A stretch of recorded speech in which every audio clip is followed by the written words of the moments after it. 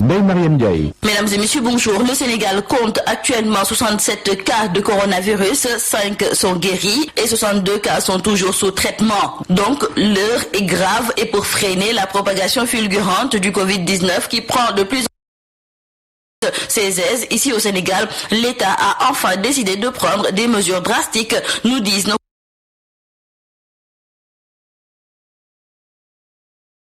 confrères du journal Sud Quotidien. En effet, pour nos confrères, face à la propagation du coronavirus qui était jusque-là confiné à Dakar et Touba, mais qui touche désormais les régions de Thiès, Saint-Louis et Ziguinchor, l'État du Sénégal a pris la décision de mettre un terme aux atermoiements, pour ne pas dire légèreté, dont il a fait montre depuis l'apparition de cette pandémie qui affole le monde entier. Et selon des sources de nos confrères du journal Sud Quotidien, le président Macky Sall va s'adresser à nouveau au peuple pour cette fois-ci annoncer des mesures draconiennes, comme par exemple le confinement. Mais tout d'abord, nos confrères de Sud Quotidien nous parlent de confinement progressif qui va d'abord consister à restreindre les déplacements interurbains des concitoyens, surtout au niveau de la circulation entre les régions. Et les Sénégalais seront donc contraints de rester chez eux. Sud Quotidien nous parle aussi de l'état d'urgence, qui est aussi considéré comme la seule voie du salut, et il n'est pas sans conséquence sur les libertés, puisqu'il débouchera immédiatement sur un ensemble de mesures restrictives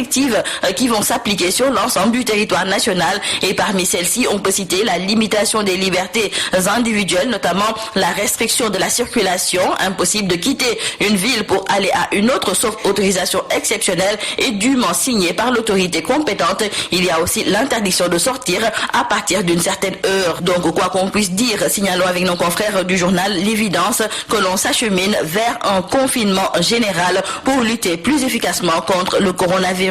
D'ailleurs, nos confrères du journal Les Échos confirment cette information, car selon eux, toute la police est consignée. Les GMI sont sommés de se préparer à se projeter dans toutes les localités du territoire national, et la police est invitée à se préparer aux éventuelles décisions de confinement des localités. Et cette thèse du confinement général est aussi soulevée par nos confrères du journal Libération, qui nous annonce même que ce lundi, le chef de l'État a convoqué une réunion du Comité national de gestion des épidémies. Et dès lors, nos confrères appellent tous les Sénégalais à rester chez eux. Le Sénégal est ainsi donc l'un des pays africains les plus touchés par la pandémie dans la sous-région, et ironie du sort, la Gambie voisine a fermé depuis hier ses frontières avec le pays de la Teranga. L'alerte est plus qu'alarmante, nous disent nos confrères du journal Critique. Et pour revenir aux mesures de prévention contre la propagation du coronavirus, notamment les interdictions de tout rassemblement prises par les autorités du pays, qui sont donc mises à rude épreuve, ce refus de certains Sénégalais de respecter l'interdiction de rassemblement n'agrée pas Ahmad Soumaré, expert en intelligence économique et développement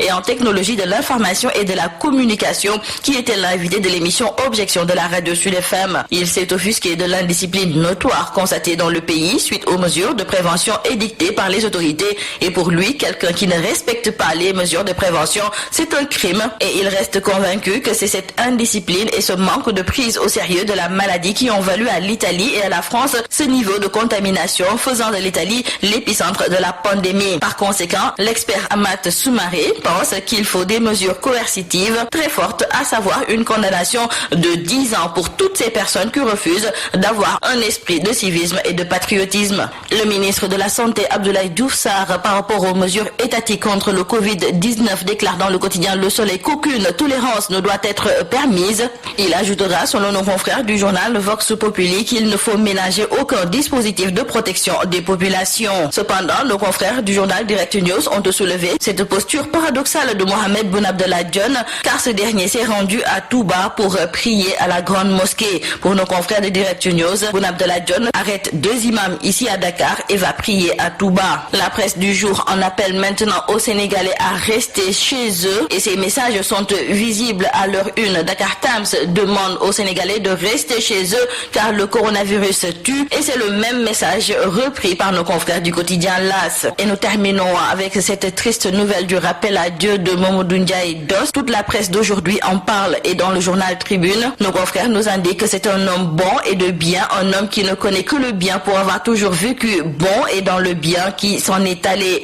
Journaliste de grande dimension qui a affûté ses armes à la radio Oxygène, Mamadou Ndiaye Doss aura également fait les beaux jours de Walfadjri avant d'atterrir au groupe des médias. médias. Aujourd'hui donc, c'est le monde de la presse sénégalaise et particulièrement le groupe des médias qui a perdu un homme de grande dimension. Mais à coup sûr, ce sont les auditeurs, téléspectateurs et populations des coins et recoins des localités les plus reculées du Sénégal qui ont perdu un homme de cœur. Le groupe Sud Communication, par ma voix, présente ses sincères condoléances à toute la presse et à sa famille éplorée. C'est tout à vos journaux et très bonne lecture. À vos journaux.